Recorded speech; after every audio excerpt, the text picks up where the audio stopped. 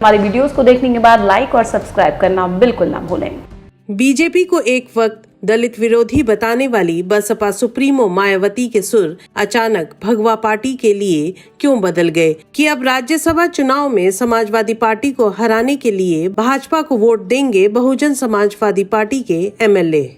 जबकि अक्टूबर के पहले सप्ताह में अपने ट्विटर हैंडल पर मायावती ने दलितों के दमन के आरोप में मुख्यमंत्री योगी आदित्यनाथ को तत्काल बर्खास्त किए जाने की मांग की थी। मायावती का भाजपा प्रेम इससे पहले राजस्थान में सचिन पायलट प्रकरण में भी दिख चुका है, जिसमें उनके 6 विधायक कांग्रेस में शामिल हो गए थे और इस बाबत मायावती ने कोर्ट का भी दरवाजा खटखटाया था। मायावती के इस कदम से जहां कांग्रेस की मुश्किलें बढ़ी थीं, वहीं भाजपा की राह आसान हो गई थी। राजस्थान में मायावती के अप्रत्यक्ष रूप से बीजेपी को मदद को लेकर हो रही आलोचना का उस वक्त मायावती ने जवाब दिया था कि एक राष्ट्रीय पार्टी के रूप में बीएसपी किसी भी पार्टी के साथ जा सकती है, भले ही वह बीजेपी क्यों ना हो, और ये पार्टी और दलित आंदोलन के हित के लिए किया गया फैसला है। मायावती के भाजपा प्रेम की राजनीति न तो पार्टी नेताओं को समझ आ रही है, न समर्थकों को, और न ही उनके वोटरों को। यूपी के विधानसभा चुनाव भले ही 2022 में हैं, लेकिन चुनावी बिसात अब से ही बिछनी शुरू हो गई है। मायावती के इस बयान के बाद मुस्लिम वोट मायावती से छिटक सकता है।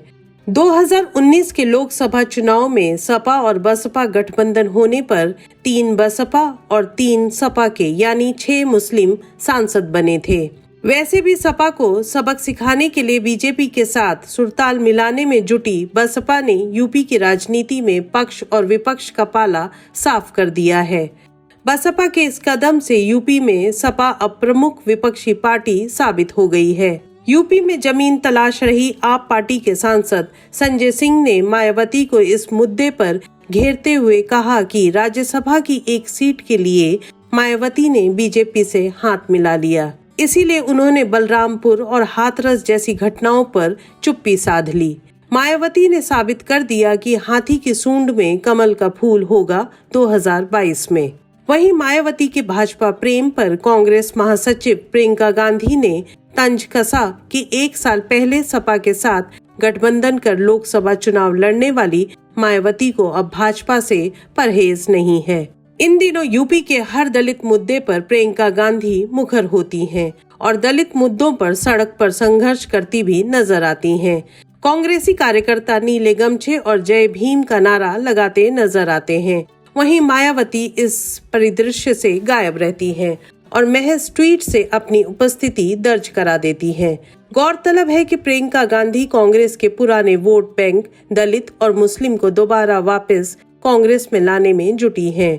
आपको बता दें कि मायावती के जाटव प्रेम के कारण दलित समुदाय में आने वाली तमाम जातियां बसपा से निकलकर भाजपा के साथ आ गई थीं।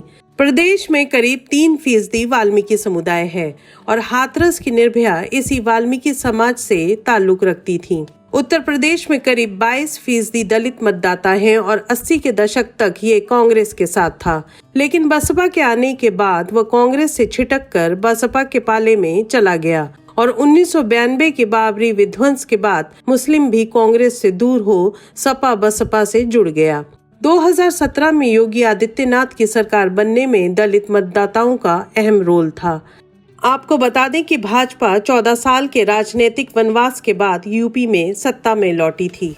आपको बता दें कि जब राजस्थान और मध्य प्रदेश में विधानसभा चुनाव हो रहे थे, तब कांग्रेस और बसपा का गठबंधन तय हो चुका था, ऐलान होना बाकी था। पर उसी समय मायावती के भाई आनंद के नोएडा स्थित घर पर सीबीआई का छापा पड़ा और अगले दिन मायावती ने कांग्रेस से पल्ला झाड़ लिया। मायावती के भाजपा प्रेम से जहां मुस्लिम बसपा से छिटक गया है, वहीं दलित नेता चंद्रशेखर की यूपी में बढ़ती लोकप्रियता से मायावती के लिए मुश्किलें पैदा हो रही हैं।